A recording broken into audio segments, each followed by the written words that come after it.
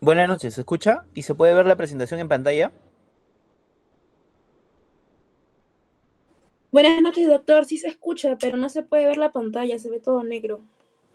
Ah, ya, a ver.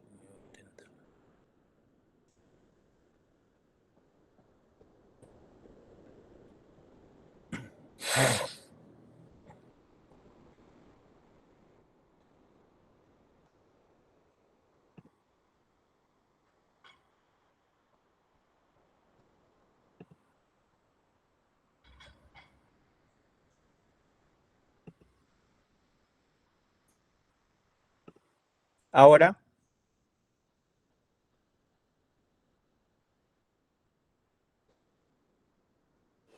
Se ven todas las diapositivas, doctor. Ahora sí se ve, ahora sí se ve. ahora sí se ve. ¿Y se Sí, sí. escucha todo bien? Sí, doctor. Ya, ok. Entonces ya podemos comenzar. Son 8 minutos. 8:02. Bien. Buenas noches con todos. Soy el doctor Marcos de la Cruz Tasaico, cirujano del Hospital Rebagliati, el servicio de la unidad de cirugía de páncreas.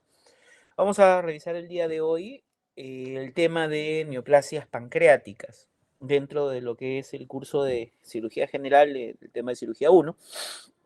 Y antes de poder hacer una descripción del cáncer de páncreas, que es el más frecuente que vamos a tratar el día de hoy, vamos a hacer una revisión con respecto a lo que son los tumores periampulares, ya que este tema es a modo de un síndrome el cual se va a encontrar o va a ser parte de la evaluación clínica de muchos de los pacientes que ingresan por emergencia, sobre todo con una clínica muy sugerente como lo es la ictericia obstructiva. ¿A qué se le llaman tumores periampulares? Se trata de 4 tumores que son el cáncer de cabeza de páncreas, el adenocarcinoma ductal de cabeza de páncreas, el ampuloma, o también conocido como cáncer de la ampolla de Batter, el colangiocarcinoma distal, es el cáncer que se ubica en la parte final del colédoco, y el cáncer de duodeno, pero específicamente el cáncer de segunda porción del duodeno, que se encuentra inmediatamente adyacente a la desembocadura de la ampolla de Bater.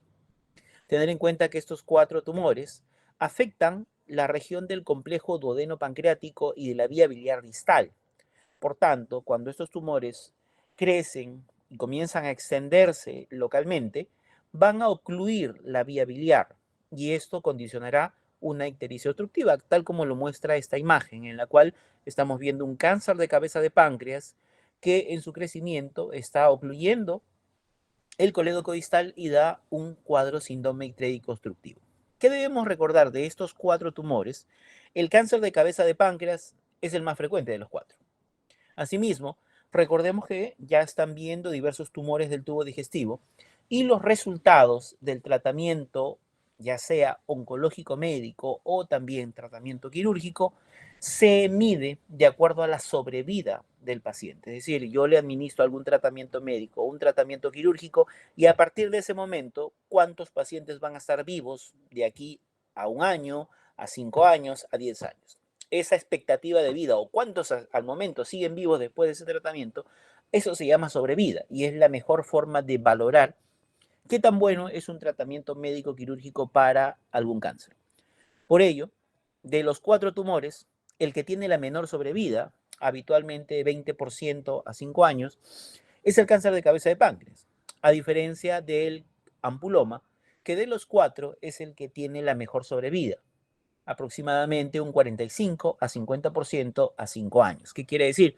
Que si operamos a 10 pacientes de duodenopancreatectomía o de Whipple por cáncer de páncreas, de esos 10, de aquí a 5 años solo van a estar vivos 2 o 3.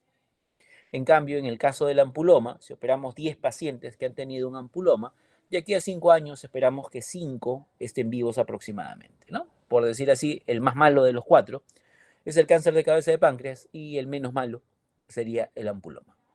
Debemos recordar que estos tumores periampulares, si bien están en una región muy cercana que los divide milímetros, van a tener en algunos casos alguna clínica muy particular. Por ejemplo, en el caso del cáncer de cabeza de páncreas hay una triada, que es dolor abdominal moderado a intenso, ictericia obstructiva y baja de peso.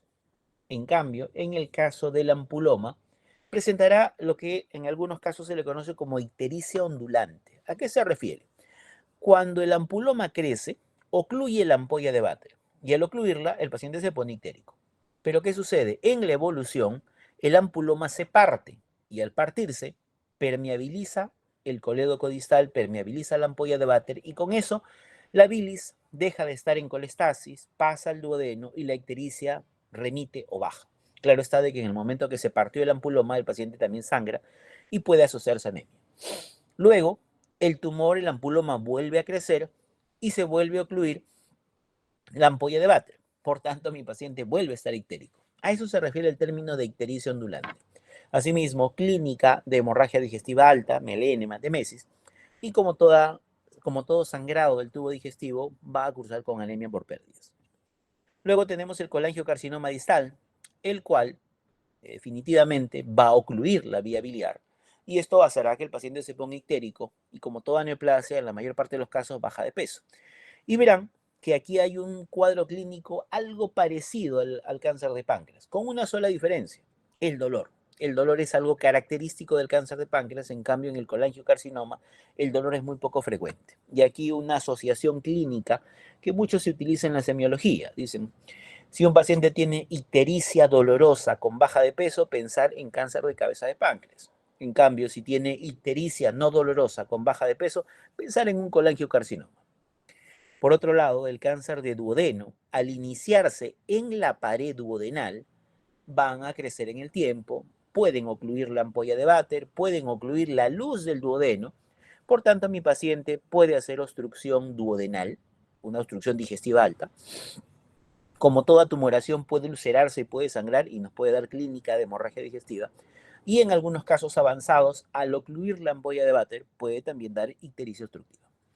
Para estos 4 tumores, los tumores periampulares, si son resecables y los diagnosticamos en estadios resecables con intención curativa, el tratamiento quirúrgico para los 4 será la duodeno-pancreatectomía cefálica, también conocida con el nombre de cirugía de Whipple. Un signo clínico muy asociado a estos tumores periampulares, precisamente cuando hay obstrucción de la vía biliar distal, es la vesícula en Creutzfeldt-Terrier, que no es otra cosa que una vesícula distendida de manera muy significativa, inclusive palpable a través de la pared abdominal, pero sin dolor. Y esta únicamente se da, sobre todo cuando hay cuadros obstructivos de la vía biliar. Ya que si yo palpo una vesícula palpable y dolorosa, eso sería, por ejemplo, un cuadro de colecistitis aguda. Hablamos ahora ya directamente de lo que es el cáncer de páncreas. Recordemos que el cáncer de páncreas es la segunda causa de muerte de neoplasias del tubo digestivo en Estados Unidos. Sus causas pueden ser variables, pero a la cabeza el tabaco es la más significativa de todas. Pancreatitis, también trastornos genéticos, cáncer colorectal hereditario no asociado a pólipos, exposiciones químicas, diabetes, puede ser parte de las causas que pueden llevar a un cáncer pancreático. El diagnóstico de todos los estudios de imágenes que podemos utilizar, siempre la tomografía, protocolo de páncreas es el mejor estudio para hacer una correcta estadificación de este tipo de tumores. Actualmente, la endoscopía ha tenido un desarrollo mucho mayor con la introducción de la ecografía en los estudios endoscópicos. Y eso se llama la ecoendoscopía. Eso significa estas siglas de EUS, que es la ultrasonografía endoscópica o, traducido al castellano, ecoendoscopía, con la cual no solo se puede identificar el tumor a nivel de la cabeza del páncreas o a nivel periampular, sino que también se le puede tomar biopsia. Y al tomarle biopsia, podemos identificar la estirpe histopatológica y sobre todo en casos limítrofes o casos avanzados, tener el resultado histopatológico del tumor e iniciar algún tipo de terapia neoadyuvante si es que eso fuese necesario. Recordar que de estos tipos de tumores, cuando son diagnosticados, la decisión quirúrgica es el tratamiento definitivo, con una supervivencia, como ya habíamos mencionado, a 5 años de la resección, que puede llegar al 20% en el caso de cáncer de páncreas y en los ampulomas un poco más, hasta un 50%. Debemos recordar que en toda la glándula pancreática vamos a encontrar tumores sólidos y tumores quísticos. De hecho, los tumores sólidos van a ser más frecuentes y a la cabeza el adenocarcinoma ductal de páncreas va a ser el más frecuente de los dos. Recordar también que el páncreas tiene 2 porciones, una porción endocrina y una porción exocrina. Precisamente el adenocarcinoma ductal de páncreas corresponde o pertenece al páncreas exocrino, siendo este el más frecuente. Luego existirán otros tipos de tumores, tumores de células acinares, pancreatoblastomas, tumores neuroendocrinos, tumores epiteliales, no epiteliales, etc. También tenemos los tumores quísticos, la neoplasia papilar intraductal mucinosa, la neoplasia quística mucinosa, la neoplasia quística serosa, los tumores sólidos pseudopapilares como parte de los tumores quísticos que también se pueden presentar, obviamente con menor frecuencia, dentro de la glándula pancreática. Recordar que este adenocarcinoma ductal se desarrolla a partir de una lesión o una neoplasia intraepitelial inicial a nivel de la mucosa del ducto pancreático. Y esto tiene un nombre dentro de la clasificación histopatológica, le llaman el PANIN, el cual va a crecer a partir de una mucosa normal del epitelio del ducto pancreático y progresivamente va a neoplasia intraepitelial pancreática de tipo 1, 1A, 1B, 2, 3, hasta que llega a ser un carcinoma invasivo, el cual ya comienza a afectar distintas porciones de la glándula pancreática. Debemos tener en cuenta que el adenocarcinoma ductal, como ya acabamos de mencionar, representa el 85 hasta el 90% de todos los tumores pancreáticos, por eso es el que más debemos conocer. De toda la glándula pancreática, recuerden que el páncreas tiene cabeza que está rodeada por el duodeno. Esta cabeza en sí mismo presenta un gancho llamado proceso uncinado. Luego viene el cuello pancreático, el cuerpo y finalmente la cola pancreática, la cual está en contacto con el vaso. Tener en cuenta que de toda la glándula pancreática, el 60 a 70% de los tumores se localiza a nivel de la cabeza, siendo esta su ubicación más frecuente con su clásica triada: dolor abdominal, baja de peso e ictericia. En menor porcentaje, obviamente, para cuerpo y cola pancreática. Los tumores también pueden tener tamaños variables, tumores de 2.5 a 3 centímetros, hasta inclusive tamaños muy significativos, muy grandes, sobre todo a nivel de cuerpo-cola del páncreas, en el cual el crecimiento puede pasar inclusive de manera asintomática. Precisamente el hecho de que esté un tumor pancreático en la cabeza y al ocluir con tamaños pequeños el colédoco hace que el paciente se ponga histérico y eso significativamente llama la atención no solo al paciente, sino también a los familiares que lo notan de una coloración diferente. Y eso en muchos casos lleva a un diagnóstico mucho más temprano de los cánceres de cabeza de páncreas. Pero algo así no ocurre cuando el tumor está ubicado en cuerpo-cola, en el cual puede crecer a tamaños muy significativos y recién poder infiltrar algo de colon, algo de estómago o el vaso y producir molestias que ameriten una evaluación médica. Por ello, cuando hay tumores de cuerpo cola de páncreas, en muchos casos las masas llegan a ser muy grandes y en otros casos ya tienen carcinomatosis o en algunas otras situaciones metástasis hepática o metástasis a distancia, lo cual nos lleva a encontrar a muchos de estos pacientes en un estadio muy avanzado de su evolución, en la cual ya no van a ser tributarios de terapia curativa, sino que únicamente paliativa. Debemos tener en cuenta también que la glándula pancreática o el adenocarcinoma ductal de páncreas infiltran también la vaina nerviosa. Es lo que en la literatura oncológica se denomina crecimiento perineural. Y también un compromiso a nivel de los vasos linfáticos. ¿Por qué es importante este crecimiento perineural? Al comprometer los nervios y sobre todo los nervios del plexo solar o plexo celíaco que están inmediatamente contiguos al mismo, van a condicionar un dolor muy significativo. Precisamente de esa manera se explica por qué el cáncer de cabeza de páncreas es sumamente doloroso y es por su compromiso perineural y compromiso de fibras del plexo solar que están justo ahí atrás nomás.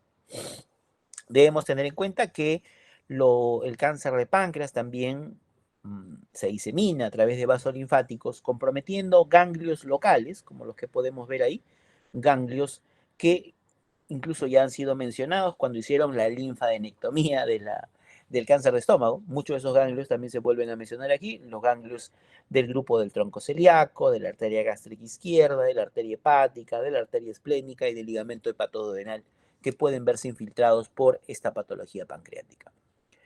Tener en cuenta que la fibrosis es un hallazgo característico que podemos encontrar en dos patologías a nivel del páncreas, tanto en la pancreatitis crónica como en el adenocarcinoma ductal de páncreas. Claro está En el caso de la fibrosis por pancreatitis crónica, mi paciente tendrá disfunción del páncreas endo y exocrino. En cambio, en la fibrosis que yo pudiera encontrar en una intervención quirúrgica de un adenocarcinoma ductal, de hecho que aquí las características morfológicas y funcionales van a ser totalmente diferentes. Recordar que en el momento de hacer la valoración histopatológica de este tipo de lesiones, lo que se busca es inclusive llegar a diferentes zonas de la lesión. ¿Por qué? Porque el cáncer de páncreas se caracteriza por tener un tumor con un centro necrótico. Y al tener un centro necrótico, si yo dirijo mi biopsia, mi aguja de biopsia hacia esa zona, puede resultar falsamente negativo. Por ello, debo tomar muestras de varias zonas, tanto centrales como periféricas del tumor pancreático, para tratar de tener un resultado lo más concluyente posible. De todas las manifestaciones clínicas que nos deben llamar la atención del cáncer de páncreas es la ictericia. Ictericia, dolor abdominal, baja de peso, automáticamente debo pensar en un tumor periampular, y de todos los tumores periampulares a la cabeza, cáncer de páncreas. Recordar que la ictericia se va a presentar sobre todo en los tumores de cabeza pancreática. También puede haber insuficiencia pancreática exocrina. ¿Por qué? Miren ustedes, aquí la imagen nos muestra el tumor en la cabeza del páncreas que está ocluyendo no solo el colédoco, y con eso se explica la ictericia, sino también está ocluyendo el conducto de Wilson. Tener en cuenta que por el Wilson van a pasar las enzimas pancreáticas desde la glándula pancreática hacia el duodeno, las cuales son pues la amilasa, lipasa, proteasa, y son las encargadas de ayudar a la digestión de carbohidratos, de los lípidos y de las proteínas. Por tanto, si es que el tumor ocluye colédoco, paciente ictérico; si ocluye la vía biliar, ocluye el Wilson, no van a pasar estas enzimas y mi paciente me va a desarrollar insuficiencia pancreática exocrina, diarrea con esteatorrea, dispepsia, distensión abdominal, etc. Y como ya habíamos indicado, el cáncer de cabeza de páncreas afecta las fibras del plexo solar, y por eso se explica el dolor significativo. Pueden haber otros síntomas inespecíficos, ¿sí? Náusea, fatiga, anorexia, pérdida de peso, los cuales pueden, o en algunos casos, no estar relacionados con la afección tumoral, pero a veces los tumores de cabeza de páncreas también pueden ser muy grandes, muy significativos, que pueden ocluir el duodeno y mi paciente desarrollar algún cuadro de obstrucción digestiva alta. Síntomas menos frecuentes incluyen también clínica asociada a diabetes y pancreatitis, y aquí tener en cuenta algo. Recordemos que la diabetes tipo 1, yo me espero que sea en un paciente joven, insulino dependiente. Si hablamos de una diabetes de tipo 2, es un paciente generalmente con síndrome metabólico, obeso, hipertenso, que debido a sus múltiples alteraciones va a desarrollar diabetes a partir de ese síndrome metabólico. Generalmente, pues, pacientes 30, 40, 50 años, etcétera, y que posterior a su diagnóstico hacen todas las complicaciones tempranas y tardías de la diabetes. Pero si yo tengo un paciente 60 años, 65 años, que de repente no tiene síndrome metabólico, que no tiene historia familiar de diabetes, y que de un momento a otro, sin tener factores de riesgo, me desarrolla hiperglicemia significativa y le diagnosticamos diabetes, ojo con ese paciente, porque ese podría ser el debut de un cáncer de páncreas. Otras manifestaciones clínicas del cáncer de páncreas, sobre todo cuando ya está en un estado evolutivo muy avanzado. Ganglio ubicado a nivel supraclavicular izquierdo, ganglio de Virchow, el cual me demuestra que hay una extensión linfática de las células tumorales del cáncer de páncreas a la región supraclavicular izquierda. Y esto viaja a través del conducto torácico. Asimismo, también podemos encontrar la presencia de nódulos hepáticos, presencia del ganglio de la hermana María José, ubicado a nivel periumbilical, la presencia de líquido libre secundario a carcinomatosis abdominal, también son signos indicativos de que el paciente con cáncer de páncreas ya está en un estado evolutivo mucho más avanzado. De hecho, si tenemos una presunción diagnóstica de un cáncer de páncreas, debemos utilizar estudios de imágenes y de laboratorio para poder corroborar ello o ampliar el diagnóstico. En primer lugar, utilizaremos pues los estudios de imágenes, y dentro de esos estudios de imágenes está la ecografía. Recordemos que siempre que tenemos un paciente que nos viene ictérico a la emergencia, lo primero que debemos hacer es diferenciar esa ictericia. ¿Esta es una ictericia obstructiva o es una ictericia funcional o hepatocelular? Dícese de las ictericias hepatocelulares o funcionales, por ejemplo, las hepatitis. En el paciente que tiene hepatitis, el hígado está inflamado, el paciente está ictérico, pero no porque la vía biliar está obstruida. Eso es una funcional.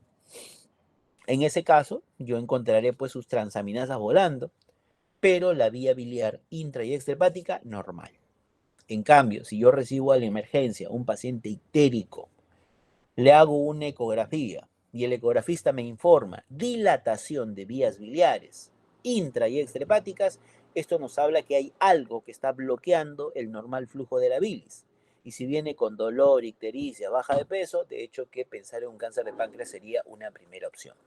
Tener en cuenta que la ecografía siempre será el primer estudio a evaluar en los pacientes con ictericia obstructiva, ya que si de repente la ecografía me dice dilatación de vías biliares proximales o intrahepáticas, extrahepáticas y tiene cálculos en la vesícula, quizá una coledocolitiasis sea su causa de ictericia obstructiva. Pero ahí será una primera aproximación diagnóstica, sobre todo para diferenciar cuadros obstructivos versus los cuadros no obstructivos. Si pensamos en cáncer de cabeza de páncreas, de hecho que la tomografía trifásica o también llamada protocolo de páncreas, que me ayudará a ver en distintas observaciones, como son la fase arterial, la fase portal y la fase venosa tardía, nos ayudarán a poder diferenciar características propias del tumor de páncreas y tener una aproximación diagnóstica más certera. En algunos casos puede ser necesaria la resonancia magnética, sí, sobre todo cuando no se tiene unas características de imagen tomográfica muy concluyentes de cáncer de páncreas. Y por otro lado, la resonancia magnética me ayuda también a no solo ver el tumor en el páncreas, sino también a poder diferenciar si es que en el hígado hay lesiones compatibles o no con metástasis hepáticas. Puede ser necesaria la ultrasonografía endoscópica o también llamada la ecoendoscopía, sí, sobre todo si quiero hacerle biopsia al tumor. Y la CEPRE, que más que diagnóstico, lo que nos ayudará es para poder desobstruir, al menos de manera temporal, la vía biliar colocándole catéteres o stents y de esa manera pues evitar la colestasis y la colangitis que puede venir en ello. Pueden requerir marcadores tumorales, sí, el antígeno carcino embrionario y el CA19-9, pero de los dos, de hecho, el CA19-9 es el más importante, ya que nos dará una idea del cuadro evolutivo del paciente. Y eso lo vamos a ver en diapositivas que vienen más adelante. Otros estudios de laboratorio, la bilirrubina, de hecho que si es un cuadro colestásico, la bilirrubina directa o conjugada es la que se encontrará elevada, lo mismo que la fosfatasa alcalina, y recordar que todo paciente que tiene colestasis, cualquiera fuera la causa, benigna o maligna, siempre va a condicionar alteración en los factores de coagulación. Por eso pedir un perfil de coagulación en esta situación es muy necesario, ya que esto puede ser también importante corregirlo previo a algún procedimiento o inclusive hasta alguna cirugía de carácter curativo que se quiera plantear en el paciente. Hace un rato mencionamos pues al antígeno carcino embrionario como parte de los estudios que se solicitan en un paciente con tumores periampulares, el cual puede estar elevado en un 75% de los cánceres de páncreas, lo que también nos quiere decir que habrán pacientes con cáncer de páncreas que tendrán CA19-9 normal. Por ello, no catalogar radicalmente un resultado de CA19-9, ¿no? Puede haber cáncer de páncreas con CA19-9 normal. Pero si yo tengo un paciente con clínica de cáncer de páncreas que tiene imágenes tomográficas compatibles con cáncer de páncreas y me sale con un CA19-9 excesivamente alto, esto no solo me confirma que estamos ante un cáncer de páncreas, sino que probablemente estemos ante un estado sumamente evolutivo o muy avanzado de la enfermedad, quizá hasta enfermedad metastásica. ¿Qué debemos decir con respecto a este CA19-9?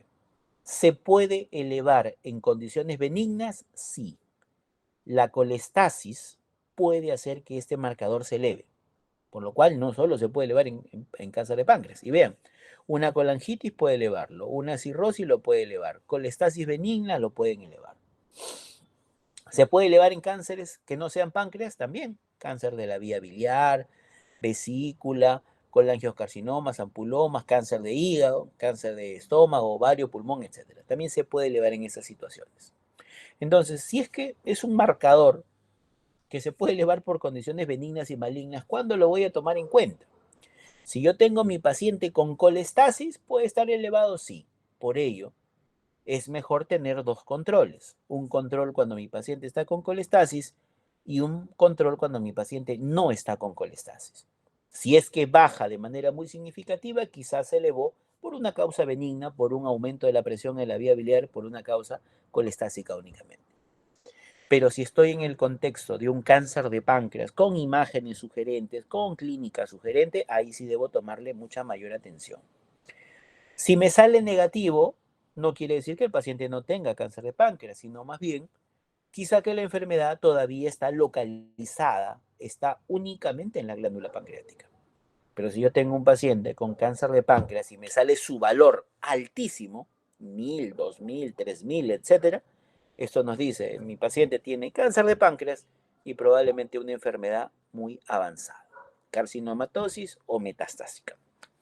Ahora, si nosotros tenemos a un paciente con cáncer de páncreas, con un CA19-9 positivo, posterior a la cirugía, este valor de CA19-9 debería bajar a sus niveles normales. Y posteriormente, en el seguimiento que yo le debo hacer al paciente posoperado de cáncer de páncreas, le debo solicitar a modo de control marcadores CA19-9 a los 6 meses, al año, a los 2 años y así sucesivamente conforme le haga los controles y chequeos del posoperatorio. Si en algún momento este marcador que ya después de la cirugía se hizo normal se vuelve a elevar, nos indica probablemente recurrencia de la enfermedad. Como ya dijimos, la ecografía, ¿en qué nos puede ayudar en cáncer de páncreas? Nos habla de dilatación de las vías biliares, nos puede ubicar la masa pancreática, cierto, puede identificar ganglios peripancreáticos también, puede identificar metástasis hepática también y también líquido libre, ascitis, sobre todo pensando en enfermedades avanzadas del cáncer de páncreas. El estudio, el gold estándar para el diagnóstico de cáncer de páncreas es la tomografía protocolo de páncreas. Método de elección para diagnóstico y para definir el tratamiento es clásicamente la tomografía.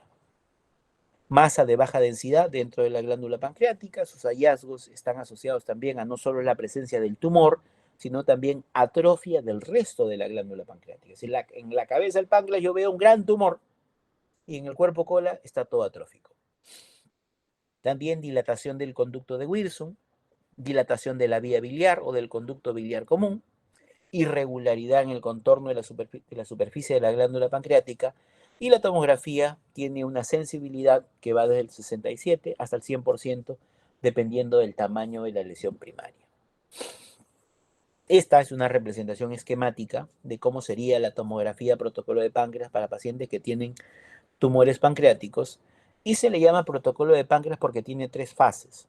Una fase arterial, una fase venosa portal y una fase venosa tardía.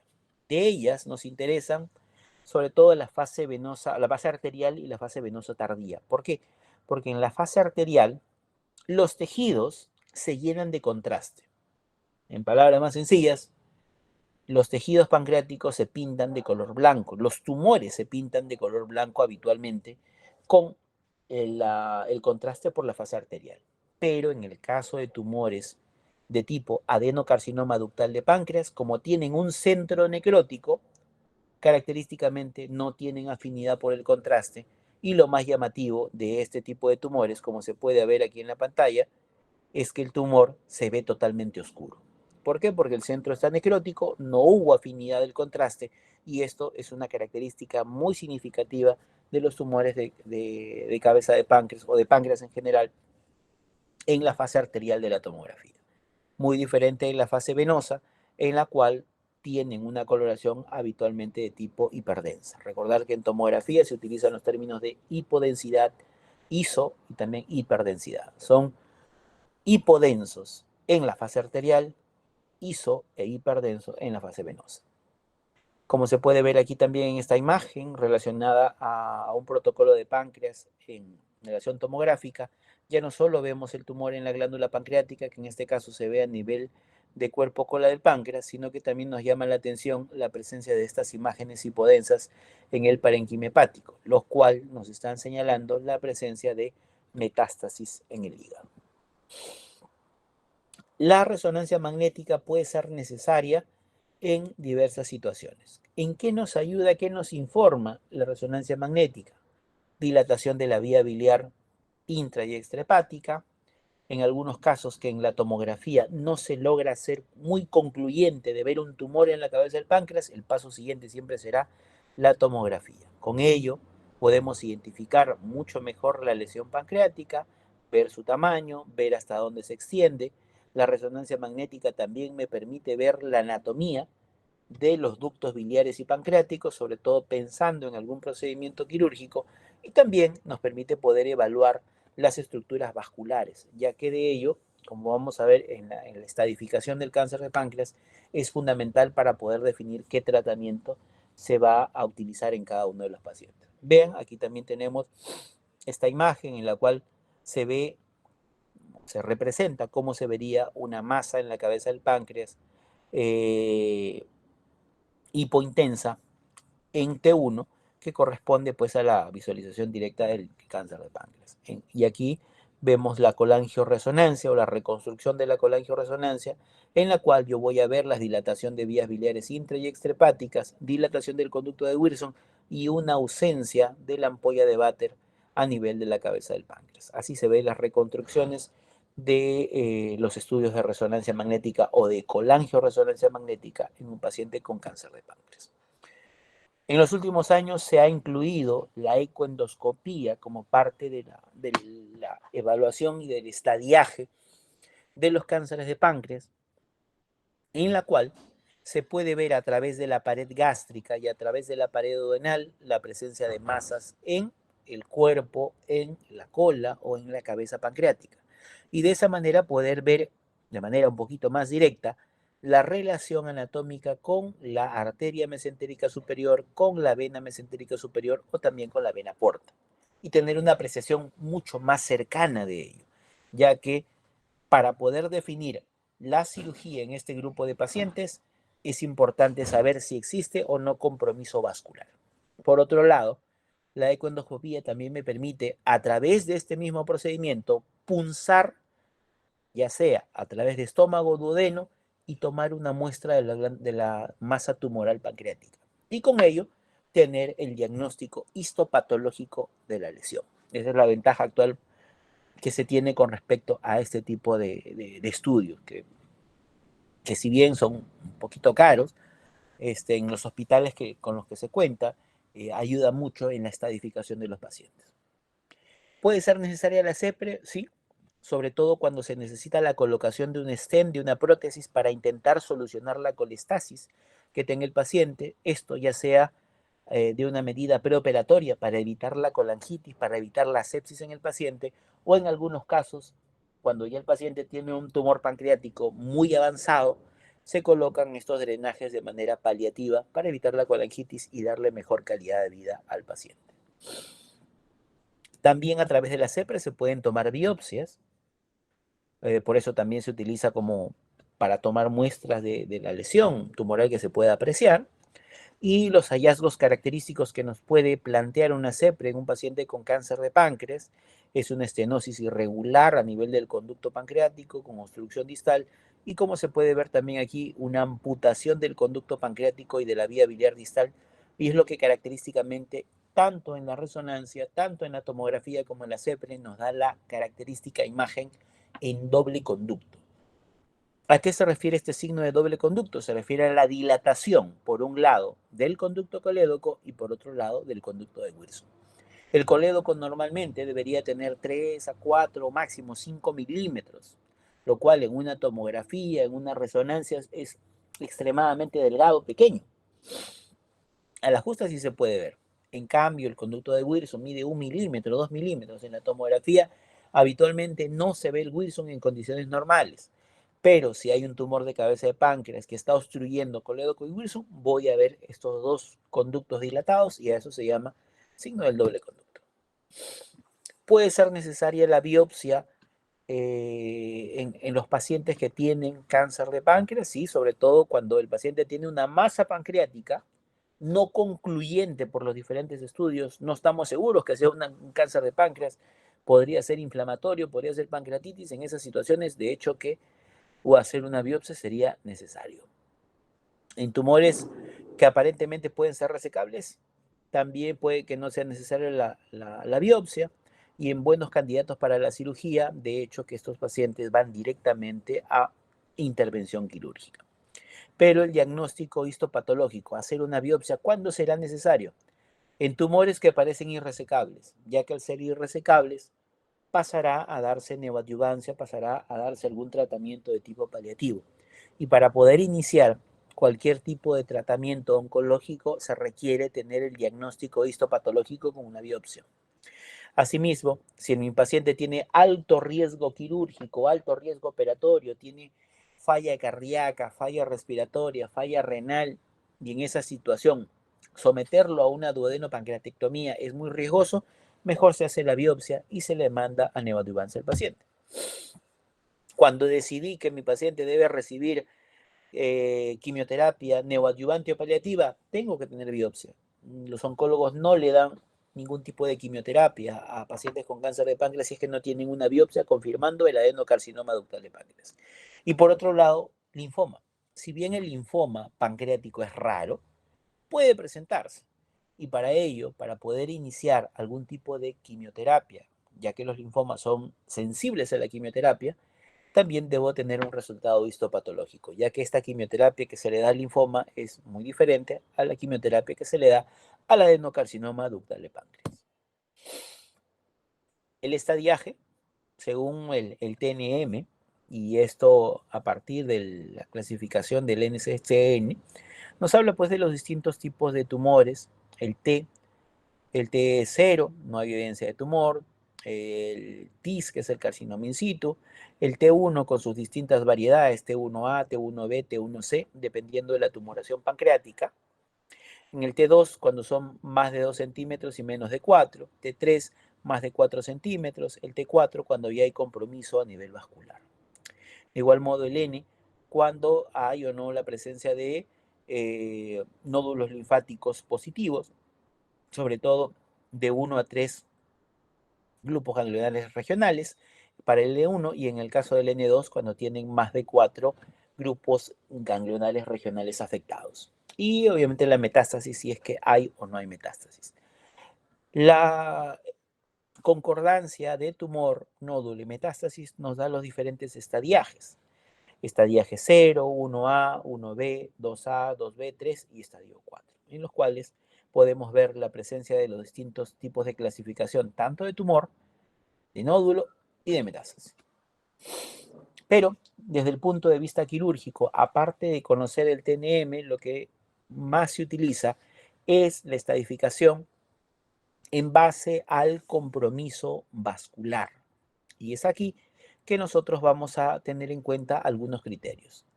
La clasificación del cáncer de páncreas se va a basar en tumores resecables, tumores borderline resecables, tumores localmente avanzados y tumores metastásicos. El metastásico lo mencionamos rápidamente, ¿por qué? Porque es el estadio más avanzado, en el cual está demostrado que el paciente tiene enfermedad fuera del páncreas, en el hígado, en el hueso, en el pulmón, cerebro, etc. Hay enfermedad a distancia. Y también la carcinomatosis también es parte de una enfermedad a distancia. Es el estadio más avanzado que tiene el cáncer de páncreas. Luego hablaremos del cáncer de páncreas resecable. Se le llama resecable cuando el paciente no tiene compromiso vascular, es decir, el tumor como lo vemos en la imagen inferior y de las tres figuras, la que está más hacia la izquierda, la que estamos señalando con la flecha, este es el duodeno, este es el páncreas normal que está en amarillo y aquí en marrón está el tumor pancreático. Cuando el tumor pancreático no está invadiendo, no está en contacto con la arteria mesentérica superior, tronco celíaco, arteria hepática, vena mesentérica superior o vena porta, o en el caso de la vena porta y vena mesentérica superior, la contactas menos del 50% de su circunferencia, a todo ello se llama enfermedad resecable, que de todos los pacientes con tumores pancreáticos solo representa el 20%. Luego viene la clasificación borderline resecable, en la cual nosotros vamos a poder apreciar que hay un contacto vascular a la arteria mesentérica superior, al tronco celíaco, en menos de 180 grados de la circunferencia. Asimismo, también hay un contacto con la arteria hepática y hay un contacto más del 50% de la circunferencia con respecto a la vena mesentérica superior y a la vena porta. Vean ustedes, aquí se traza una línea siempre sobre los vasos y de esa manera se pueden estimar los porcentajes de contacto con ello. Pero en el caso de el borderline resecable es contacto únicamente, hay contacto vascular. Por otro lado, se le llama localmente avanzado cuando hay un compromiso, un contacto mayor a 180 grados o que hay una invasión tumoral hacia la vena porta, hacia la vena mesentérica superior o hacia la arteria mesentérica superior. Y de esa manera tenemos los tres estadios. Metastásico, enfermedad fuera del páncreas. Resecable, no contacto vascular, arterial, y si hay un contacto venoso, menos del 50%. Solo contacto. Borderline resecable, se encuentra rodeando o envolviendo menos de 180 grados la arteria hepática, el tronco celíaco. Y hay un contacto vascular mayor al 50% de la vena mesentérica superior y la vena porta. Y localmente avanzado, cuando el cáncer envuelve a los vasos más allá de 180 grados y hay infiltración del tumor en la arteria y en la vena. Arteria y vena mesentérica superior, también la vena porta. De esa manera, se ha clasificado las distintas los distintos estadios que tiene el cáncer de páncreas desde el punto de vista quirúrgico. ¿Y esto para qué nos sirve? Nos sirve para definir lo que va a aparecer a continuación en pantalla. El estadio 0 hasta el estadio 2B se le considera pacientes resecables, no compromiso vascular, solo contacto menos del 50%. Luego viene el estadio 3 de la enfermedad, en el cual se está involucrando dos criterios. El borderline resecable, el cual tenía contacto vascular, más del 50% en el caso arterial y menos del 180 grados en el caso de las estructuras vasculares vena porta y vena mesentérica superior. Y localmente avanzado, cuando involucra o invade más de la circunferencia de los vasos, más de 180 grados, o el tumor invade la pared del vaso o está infiltrando completamente las estructuras vasculares adyacentes al páncreas. Y el estadio 4 es cuando ya hay metástasis. ¿Por qué se divide así? Porque vamos a plantear los tratamientos. En el caso del cáncer de páncreas resecable, si está ubicado en la cabeza, duodeno, pancreatectomía cefálica o cirugía de Whipple. Si está ubicado en cuerpo-cola, se le hace la pancreatectomía corporo-caudal. Se reseca cuerpo-cola del páncreas y en la mayor parte de veces sale con todo vaso, con esplenectomía incluida. Posterior a ello, el paciente debe recibir quimioterapia adyuvante, como por decir así, para poder, si por ahí había una célula tumoral que se quedó en la cavidad abdominal o está en algún órgano de las distintas regiones del organismo, esta quimioterapia ayudante logre controlar la enfermedad y haga que el pronóstico, la sobrevida sea mayor. Esto se hace para los resecables. Si es borderline y localmente avanzado, yo debo sacarle una biopsia. ¿Para qué? Para tener el diagnóstico histopatológico de adenocarcinoma ductal de páncreas. Y en estas dos situaciones, el tratamiento, ¿cuál será? Darle quimioterapia neoadyuvante. ¿Con el objetivo de qué? De hacer que este borderline y este localmente avanzado se vuelvan resecables.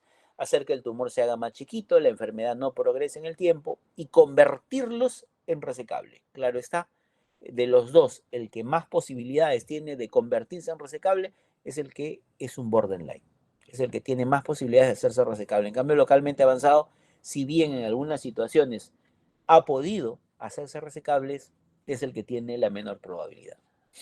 Una vez que le dimos quimioterapia adyuvante, cumplió todas sus sesiones, el paciente tiene dos opciones. Si se hizo resecable, pasará a cirugía y será Whipple si está en la cabeza o pancreatectomía distal si es que está ubicado en el cuerpo cola.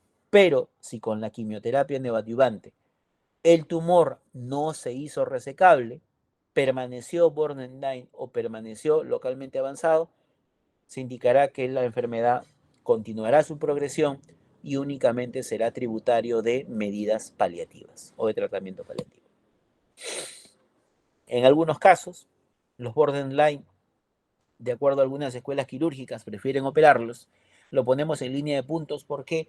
Porque eso no está del todo, no hay un consenso en esos casos, debido a que muchos de estos pacientes borderline quedan con la pieza operatoria con infiltración vascular o con bordes quirúrgicos comprometidos por enfermedad, y eso lleva a que el resultado y la sobrevida de los pacientes sea extremadamente pobre. Por eso lo pongo en línea de puntos, lo cual no es lo que habitualmente se hace. Finalmente, en el estado metastásico, estos pacientes serán tributarios de quimioterapia sistémica y únicamente cuidados o tratamiento paliativo. Como ya mencionamos, el tratamiento quirúrgico de la glándula pancreática depende mucho de la localización del tumor. Si está ubicado en la cabeza, se reseca todo lo que está a la derecha del cuello pancreático. Duodeno, cabeza de páncreas, proceso uncinado. Y esto se llama duodenopancreatectomía cefálica o cirugía de Whipple. En cambio, si es que el tumor está en cuerpo cola del páncreas, se reseca todo lo que está a la izquierda del cuello pancreático, que sería cuerpo cola del páncreas junto con el vaso. Recordar que el tratamiento quirúrgico o la resección quirúrgica es el único tratamiento potencialmente curativo para los cánceres de páncreas, y cuando nos llegan al hospital 10 pacientes con cáncer de páncreas, luego de hacerle todos los estudios, luego de hacerle el estadiaje, de esos 10, solo el 15 al 20% serán pacientes resecables y serán tributarios en ese momento de una cirugía con intención curativa. Y de esos 15 a 20% que hemos operado, solo estarán vivos el 20% 5 años después. Por lo cual se habla de que el cáncer de páncreas es uno de los cánceres más agresivos que existe en el tubo digestivo. Vemos aquí en la parte superior el tubo digestivo normal y en su parte baja vemos la resección pancreática. Y la resección que implica la duodenopancreatectomía cefálica. Es decir, la pieza operatoria estaría constituido por el antro, el píloro, todo el duodeno, ángulo de Treitz y 15 centímetros de yeyuno. Asimismo, vesícula biliar, colédoco, cabeza pancreática, proceso uncinado y cuello del páncreas. Esta es la pieza operatoria que se obtiene tras la fase de resección de la duodenopancreatectomía cefálica o cirugía de Whipple. Posterior a ello viene la fase de reconstrucción, hacer que la bilis, el jugo pancreático y el contenido gástrico vuelva al tubo digestivo. Y esto se hace a través de 3 anastomosis, como se puede ver en la figura inferior. En primer lugar, se hace una anastomosis entre el cuello del páncreas y el yeyuno, pancreato-yeyunostomía. En segundo lugar, se une el hepático común con el yeyuno, hepático o hepato-yeyunostomía. Y en tercer lugar, se va a unir el remanente gástrico con el yeyuno, gastro-yeyunostomía. Entonces, estas 3 son las anastomosis que se hacen en todo paciente que se le realiza una duodenopancreatectomía cefálica o cirugía de Whipple. Esta cirugía de Whipple tiene estos pasos.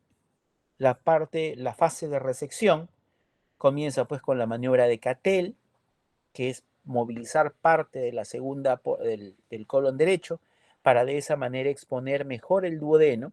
Se hace una maniobra de Kocher, lo cual ustedes les he mencionado en técnica operatoria, que consiste en movilizar todo el duodeno y la cabeza del páncreas, liberarlo del peritoneo parietal posterior y llevarlo a la línea media.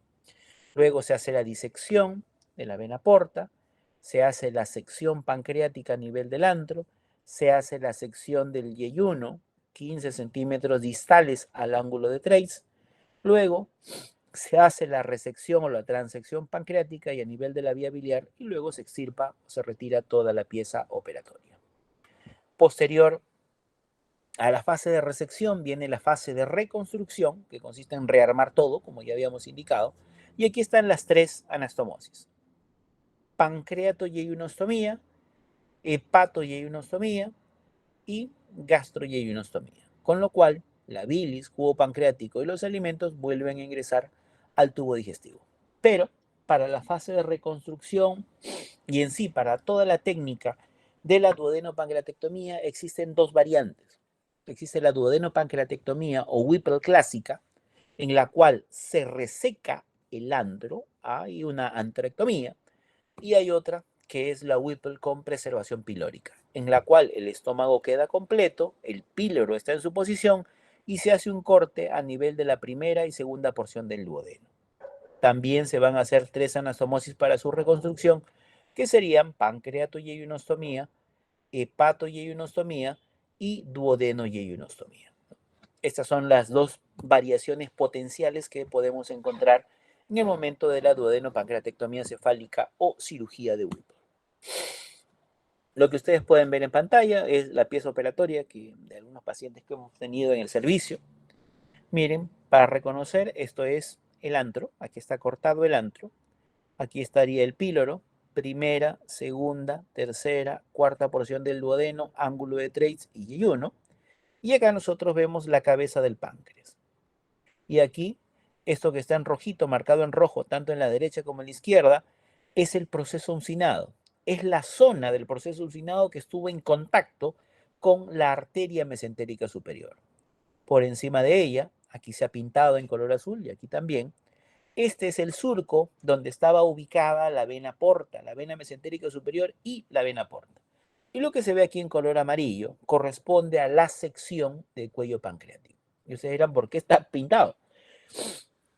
Según normas internacionales que se ven en diferentes servicios de cirugía de páncreas, se le envía rotulado la pieza operatoria al anatomopatólogo para que sepa qué parte específicamente es de la pieza operatoria a la que le estamos enviando, ya que ésta puede sufrir modificaciones durante la fijación con el formol y durante la fijación en los distintos tacos y después en láminas, y se le envía esos márgenes, esos bordes, porque debemos tener el informe muy certero, muy preciso de si hay o no un compromiso neoplásico en esa región. Por eso, para que el patólogo tenga referencia a qué parte es la que hemos enviado, se le marca con esos colores.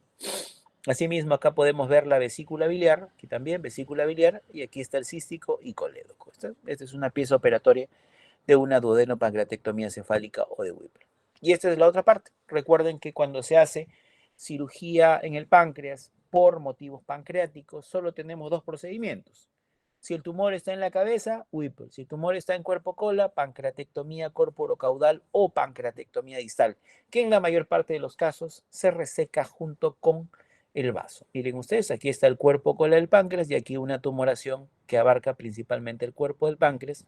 Aquí la cola casi está normal, pero aquí podemos ver en la parte más derecha de la foto el vaso. De igual modo, aquí está la sección a nivel del cuello pancreático, aquí está el tumor a nivel de cuerpo cola del páncreas y el vaso en la parte más externa. Como parte del tratamiento de muchas neoplasias, sobre todo cuando estas están avanzadas, se da el tratamiento paliativo. Y recuerden que el tratamiento paliativo lo que busca es mejorar la calidad de vida de cada paciente. En el caso del tratamiento paliativo por cáncer de páncreas, busca solucionar tres problemas. El primero, ictericia, ya que la ictericia, la colestasis, puede llevar a colangitis y la colangitis puede ser mortal. También la obstrucción del tubo digestivo, específicamente duodenal. Los tumores pancreáticos pueden crecer tanto que ocluyen el duodeno y esto puede causar una alteración en la nutrición del paciente. Y por otro lado, el dolor. Recordar que los tumores pancreáticos pueden infiltrar las fibras del plexo solar y eso genera un dolor sumamente intenso para los pacientes, lo cual no puede ser mejorado con analgésicos comunes, con analgésicos opioides, y a pesar de toda esa terapia, el paciente puede tener un dolor sumamente intenso, incapacitante, que va a requerir terapias paliativas como las que vamos a presentar más adelante. Por ejemplo, si mi paciente tiene obstrucción biliar y obstrucción duodenal por un tumor pancreático, y este tumor pancreático, lamentablemente, cuando lo diagnosticamos, era un tumor localmente avanzado o era un tumor metastásico, se le puede ofrecer cirugía, pero cirugía con intención únicamente paliativa, para tratar de que el paciente tenga mejor calidad de vida en los meses que le quedan. ¿Qué cirugía es la que se puede utilizar allí? Obviamente no se saca el tumor, no se puede hacer una duodenopancreatectomía, pero se le hará la llamada doble derivación biliar y gástrica, en la cual un asa de intestino delgado se secciona más o menos medio metro por debajo del trex y se lleva hasta la región subhepática para hacer una anastomosis entre el hepático común con el intestino. De esa manera, la bilis pasará del hígado, los conductos hepáticos, hepático común y yeyuno, y ya no pasará por la zona donde está ubicada el tumor. De esa manera solucionamos la ictericia obstructiva. Por otro lado, cuando el tumor pancreático crece mucho, puede obstruir el duodeno y podemos hacer una segunda anastomosis entre el estómago y el yeyuno, para que de esa manera los alimentos pasen esófago, estómago, anastomosis y yeyuno, y ya no por el duodeno, que va a obstruirse por el tumor pancreático. Esto es lo que se llama la hepatoyeyunostomía y gastroyeyunostomía en IDERRUX, que es la llamada doble derivación biliar y gástrica, que se utiliza como parte de la cirugía paliativa para pacientes que tienen tumores de cabeza de páncreas. ¿Qué sucede si el paciente tiene dolor? Y un dolor incapacitante. Ya probaron con todo tipo de analgésicos, ya probaron con todo tipo de opioides y el dolor no mejora. En esas situaciones lo que llega ya como una medida extrema es la llamada alcoholización del plexo solar, como se ve en la imagen, ya sea por vía percutánea, abierto a laparoscópica. Lo que se busca es inyectar alcohol directamente a los ganglios del plexo solar.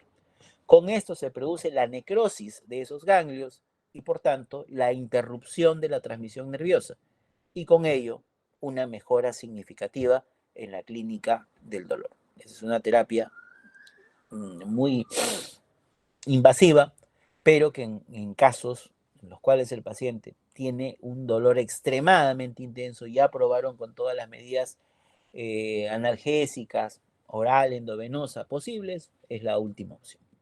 Y con eso, bueno, se le da una mejora en su calidad de vida. Pero, si bien los procedimientos que hemos visto, sobre todo la doble derivación, es una cirugía, y como toda cirugía tiene riesgos de fístulas, dehiscencias, sangrados, colecciones, etc., también puede intentarse, sobre todo si hay la disponibilidad de estos insumos, para poder solucionar la obstrucción biliar y gástrica de manera mínimamente invasiva. Y esto utilizando, como se puede ver en la imagen, stents. Se utilizan stents a nivel de la vía biliar. ¿Para qué? Para que estos stents se dilaten y mantengan abierto el colédoco a pesar de que ahí hay un tumor.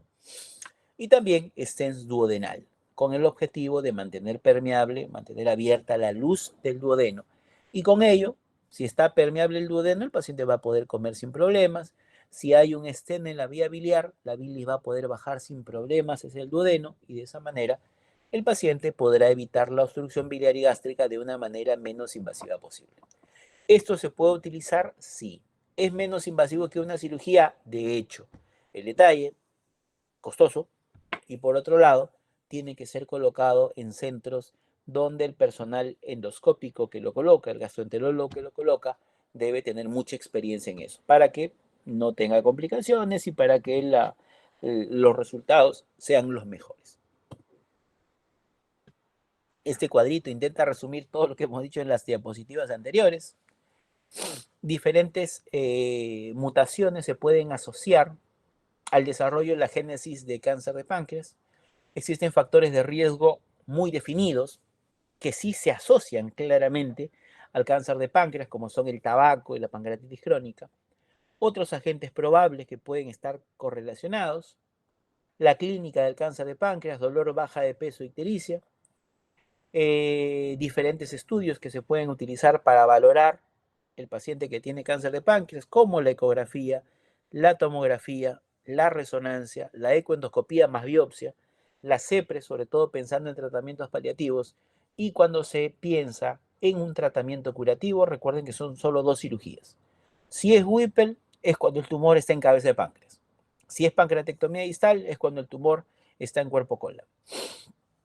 Puede hacerse cirugía o puede hacerse procedimientos como parte del tratamiento paliativo de un paciente con cáncer de páncreas, claro, doble derivación hepatoyeyunal, la alcoholización del plexo solar, con ello solucionamos la obstrucción y dolor.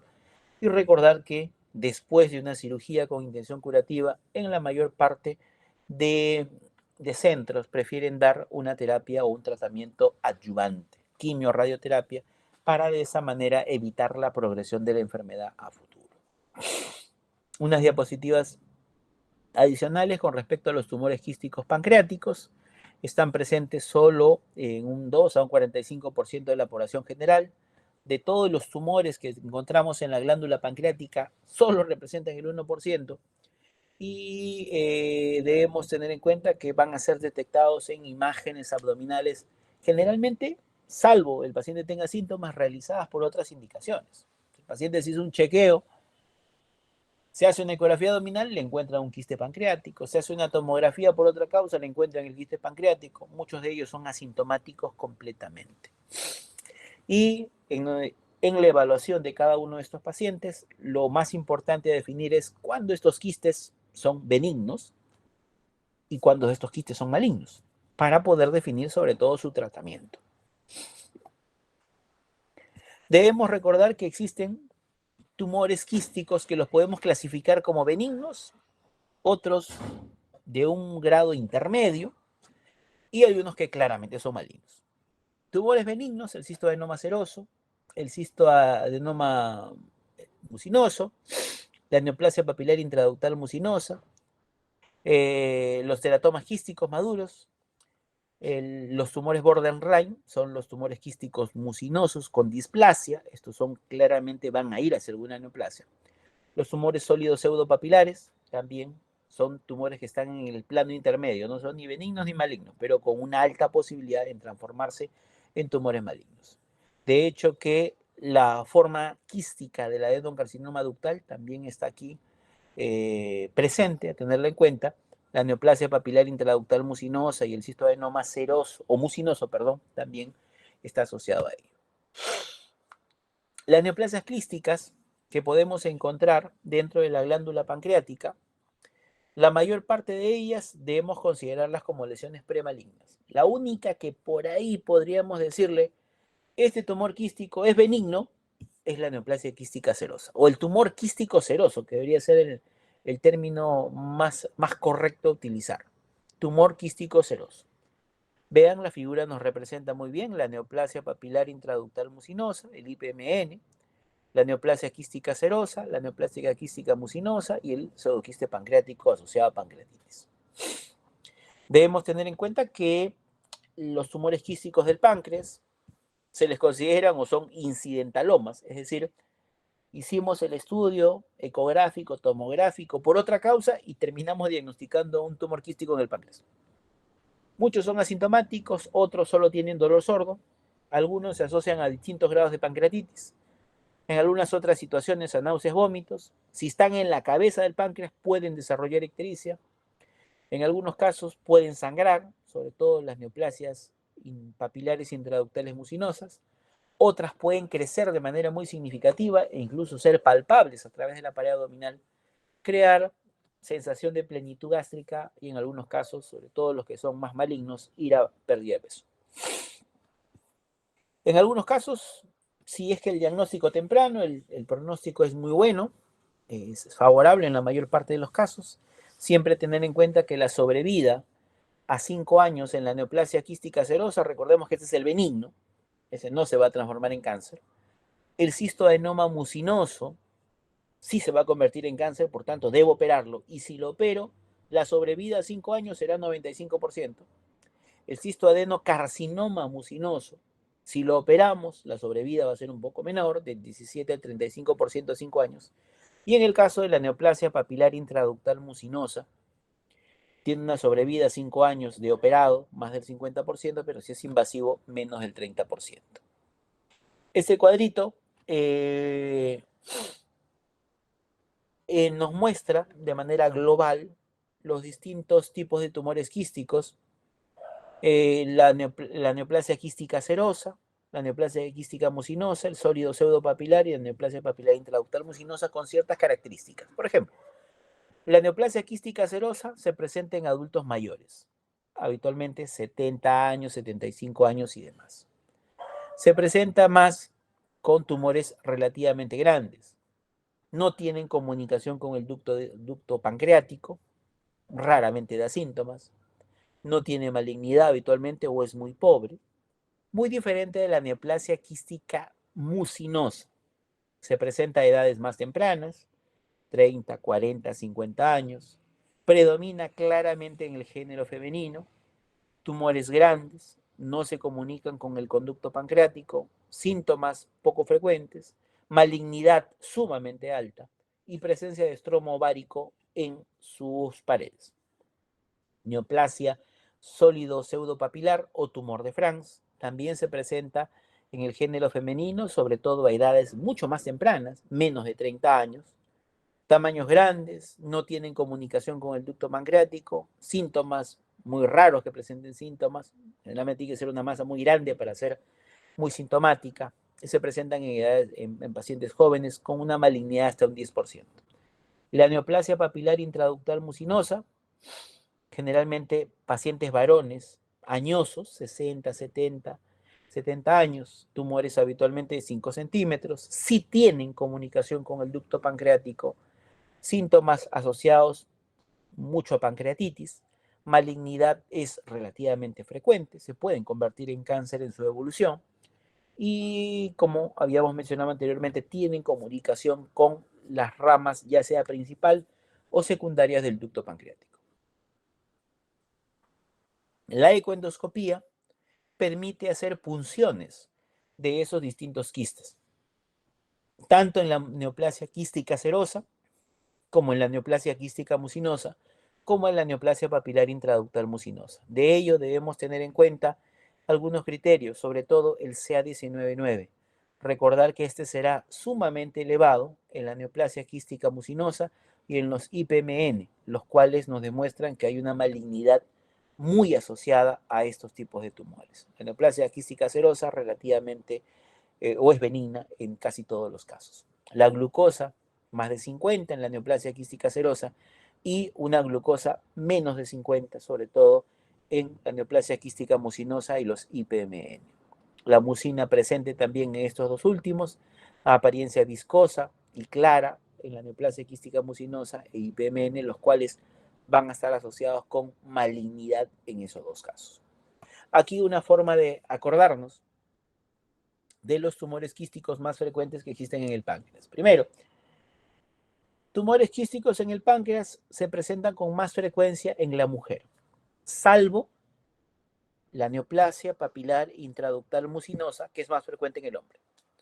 Después, tumor sólido pseudopapilar, tumor quístico mucinoso y tumor quístico seroso son casi exclusivamente de mujeres, o con mayor frecuencia se presentan en mujeres. Y aquí podemos utilizar esta forma de recordarlo, ¿no? Los tumores de la madre, de la hija y de la abuela. Tumor de la hija, sólido pseudopapilar o tumor de Franz. Se presenta a edades jóvenes, 10, 15, 20, 25, 30 años. Por eso tumor de la hija. Neoplasia o tumor quístico mucinoso, tumor de la madre. Más de 30, 35, 40, 45, 50 años. Tumor de la madre. Y luego vienen los tumores de la abuela, que sería el tumor quístico seroso, el cual se presenta también en mujeres, pero a edades más avanzadas, ¿no? Más de 70, 75, 80 años. De esa manera, una forma de poder recordar sobre todo la epidemiología, tanto en el género como también en el grupo etario en la cual se pueden presentar. De esto, ¿qué podemos decir? El que es benigno, neoplasia quística serosa o el tumor quístico seroso. El que es claramente maligno, el tumor quístico mucinoso. Y el que tiene un comportamiento intermedio, pero con tendencia a la malignidad, los tumores sólidos pseudopapilares o tumor de Franz. Neoplasia quística mucinosa, 95% de las mujeres, tiene estromo ovárico a nivel del interior de cada uno de los quistes, se ubica con más frecuencia a nivel de cuerpo-cola, no se comunica con los ductos pancreáticos, se presenta muchas veces con alteraciones genéticas, presenta displasia, y recuerden que todo tumor, toda lesión que tiene displasia, esto va a cáncer in situ y finalmente termina en una neoplasia o en un cáncer propiamente dicho.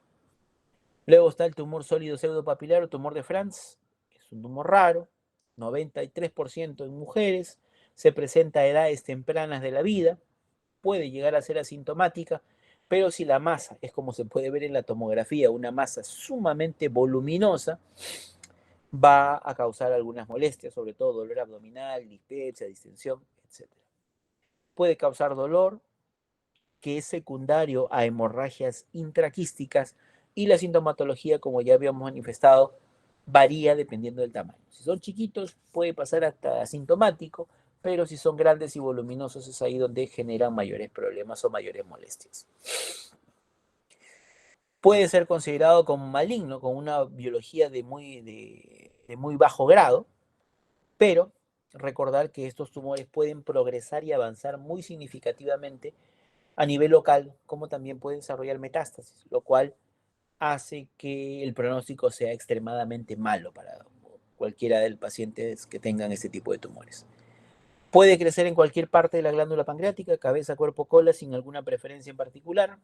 Macroscópicamente podría dar una apariencia de estar delimitada, pero hay la tendencia a crecer en el tiempo, comprometer vasos sanguíneos, hacer metástasis, y esto sí puede generar un pronóstico muy malo en los pacientes. La neoplasia papilar intraductal mucinosa, más en varones, varones añosos y sobre todo, a diferencia de tumor quístico seroso, tumor quístico mucinoso y la neoplasia sólido pseudopapilar o tumor de Franz, que no tienen comunicación con el conducto de Wilson, los tumores papilares intraductales mucinosos o IPMN por sus siglas sí tienen conexión o sí tienen comunicación con el ducto pancreático, ya sea con una rama lateral o ya sea con el ducto pancreático principal.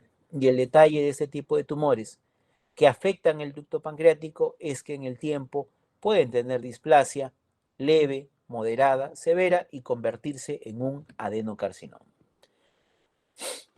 Los tumores quísticos serosos, como dijimos, es el más benigno de todos, ubicado cuerpo-cola habitualmente, tiene una cicatriz central con tabiques hacia la parte periférica, se presenta en mujeres adultas mayores, no tiene comunicación con el Wilson y debemos recordar que es la lesión más benigna de todas. Por lo cual, este tipo de tumores, el tumor quístico seroso, habitualmente su tratamiento es observación, no se opera, salvo tenga síntomas. ¿Qué síntomas? Dolor extremadamente intenso, que obstruya el duodeno o que obstruya la vía biliar. Si hay alguna de esas tres condiciones, serían las únicas condiciones que harían que un paciente con un tumor quístico seroso se opere, porque por lo demás no tiene indicación quirúrgica, ya que es una lesión netamente benigna. No así con pacientes que tengan tumor quístico mucinoso, ahí quirúrgico. Si tiene tumor sólido pseudopapilar de Franz, quirúrgico. Si tiene IPMN con displasia o con signos de degeneración maligna, también requieren cirugía. El único que decimos no cirugía, observación, tumor quístico seroso, salvo dolor extremadamente intenso, obstrucción duodenal, obstrucción de la vía biliar. Y para terminar aquí, solo para mencionar un último detalle, que para todos los tumores quísticos que hemos mencionado, estos 4 tumores quísticos, El tratamiento es muy similar a lo que se había planteado con el cáncer de páncreas. ¿Qué quiere decir? Si el paciente tiene un tumor quístico con indicación quirúrgica que se ubica en la cabeza, el tratamiento es la duodenopancreatectomía cefálica o cirugía de Whipple. En cambio, si el paciente tiene un tumor quístico con indicación quirúrgica que está ubicado en cuerpo-cola, el tratamiento sería la pancreatectomía distal o pancreatectomía corporocaudal con esplenectomía. Es decir, cuando hablamos de cirugía de páncreas para la resección de tumores, solo existen dos procedimientos. Whipple, si está en la cabeza, o pancreatectomía distal, si está ubicado en cuerpo-cola. Bueno, y ahora sí, con esto ya hemos culminado la sesión.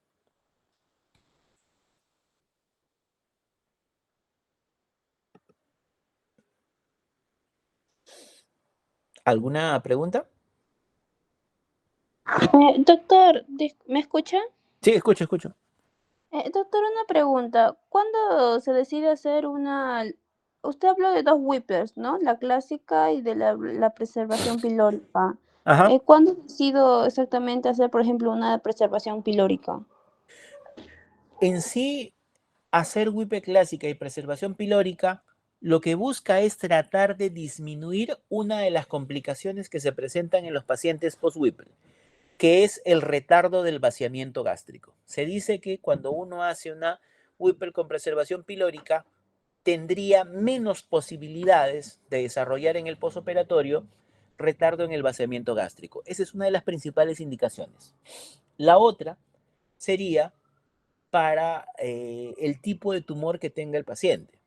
Si el paciente tiene un tumor de tipo cáncer de páncreas, yo debo ser lo más radical posible. Por tanto, optaría por una Whipple clásica.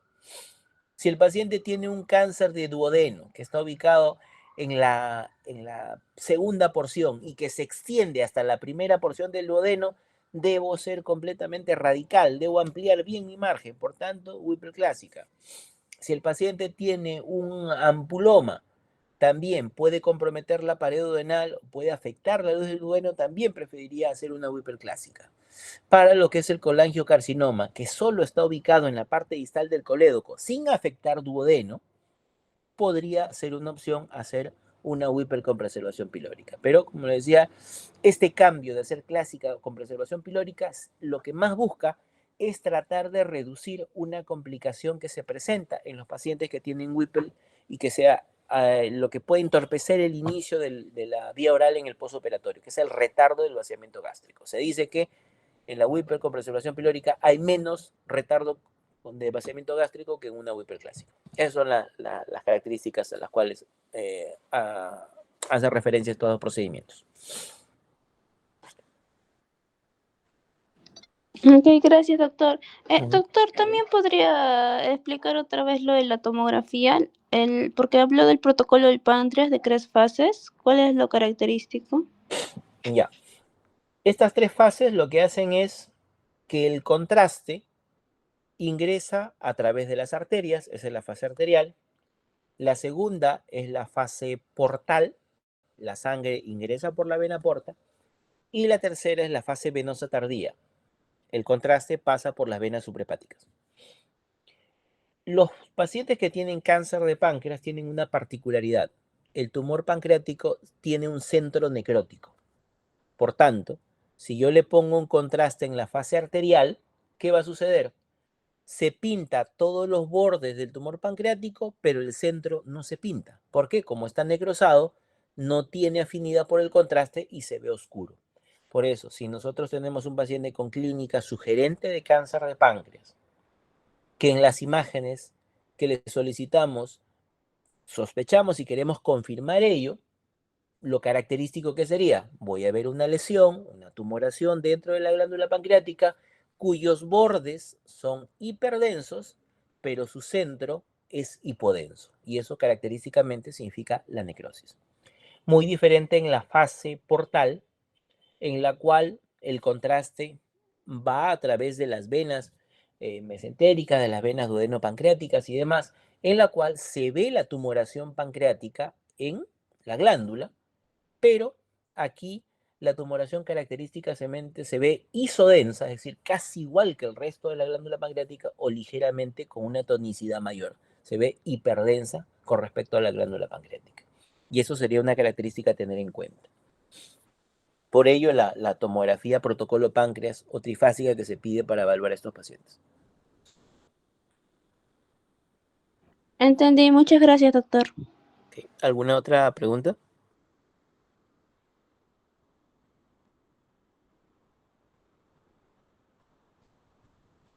Bien, si no hay ninguna otra pregunta, dejamos aquí la sesión. Ya a través de su compañera le pasé la presentación en PDF de las diapositivas que han sido revisadas el día de hoy. Muy bien, que tengan buenas noches.